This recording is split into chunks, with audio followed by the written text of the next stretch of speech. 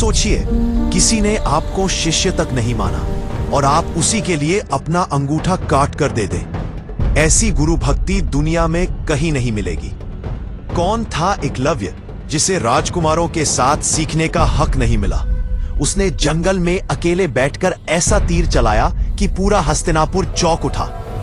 एक समय की बात है, हजारों वर्षों पहले हिमालय की तलहटी में निषाद वंश का एक तेजस्वी बालक जन्मा, एकलव्य। बचपन से ही उसके दिल में एक सपना था, दुनिया का सबसे महान धनुर्धर बनना। एक दिन उसने सुना कि हस्तिनापुर में आचार्य द्रोणाचार्य कौरवों और पांडवों को धनुर्विद्या सिखाते हैं। एकलव्य का मन वहीं लग गया। अगर मुझे किसी से सीखना है तो गुरु द्रोणाचार्य से ही। वह जंगलों को पार करता हुआ हस्तिनापुर पहुंचा और गुरु द्रोण के सामने हाथ जोड़कर बोला, गुरुदेव, मुझे धनुर्विद्या सिखा दीजिए। ज्ञान प्राप्त होगा। लेकिन द्रोणाचार्य शास्त्रों और राज्य के नियमों से बंधे थे। उन्होंने कहा, मैं राजकुमारों का गुरु हूं, राजसी विद्यालय मैं तुम्हें नहीं पढ़ा सकता। एकलव्य का हृदय टूट गया, पर उसकी लगन नहीं। एकलव्य ने जंगल लौटकर द्रोणाचार्य की एक मिट्टी की प्रतिमा बनाई। वह हर दिन प्रतिमा को प्रणाम करता और स्वयं ही अभ्यास करता। पेड़ों को लक्ष्य बनाता, चलते जानवरों पर निशाने साधता, रात को चांद की रोशनी में अभ्यास करता। धीरे धीरे उसकी तीरंदाजी इतनी सिद्ध हो गई कि वह वन का सबसे कुशल धनुर्धर बन गया। एक दिन द्रोणाचार्य अपने शिष्यों के साथ उस वन में आए। उनका कुत्ता भौंक रहा था। अचानक उसके मुंह में 6 तीर लगे हुए थे, परंतु कुत्ता घायल नहीं था।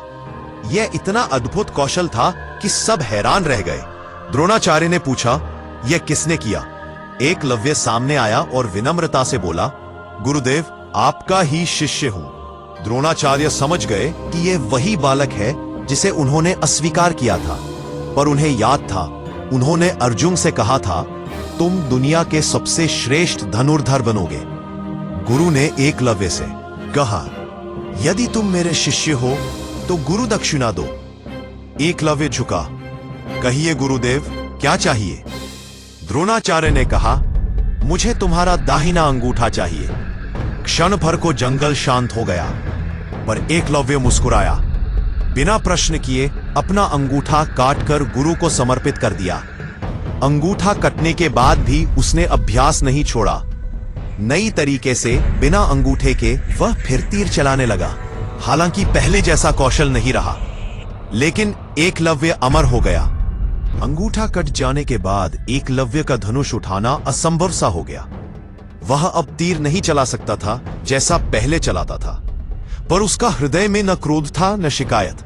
उसने मुस्कुराते हुए द्रोणाचार्य को प्रणाम किया और कहा, गुरुदेव, आपने मुझे जो दिया उससे कहीं अधिक आपने आज ले लिया, फिर भी मैं धन्यवाद देता हूं। द्रोण और अर्जुन चले गए। जंगल में सन्नाटा छा गया। एकलव्य अकेला बैठा रहा। खून बह रहा था, पर उसकी आंखों में आंसू नहीं थे। उस नेत्रों में एक नई चमक थी, नया संकल्प। कुछ दिन बाद जब घाव भर गया, एकलव्य ने सोचा, धनुष मेरे दाहिने हाथ का था, पर आत्मा तो दोनों हाथों की है। उस आत्मा को कोई नहीं काट सकता। उसने बाएं हाथ से धनुष उठाना शुरू किया। पहले असंभव लगा, तीर गिरते, धनुष फिसलता।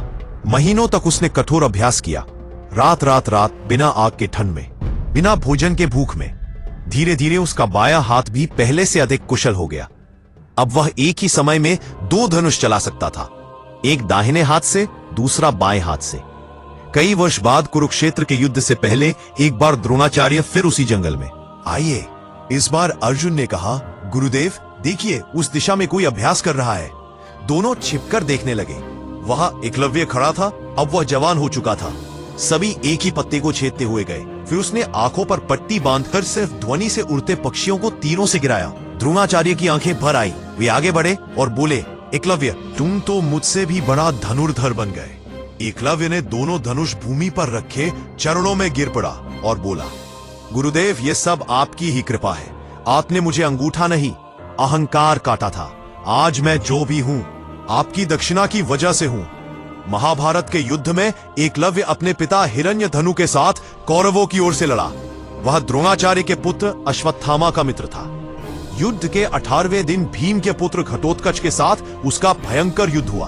परंतु में कृष्ण की माया से द्रोणाचार्य की मृत्यु का झूठा समाचार सुनकर द्रोण ने शस्त्र त्याग दिए थे। उस समय एकलव्य ने भी अपने प्राण त्यागने का संकल्प लिया था, पर युद्ध जारी रहा। युद्ध के 16वें दिन कृष्ण ने भीम से कहा कि एकलव्य को मारना आवश्यक है, क्योंकि वह अर्जुन से भी अधिक शक्तिशाली हो चुका है।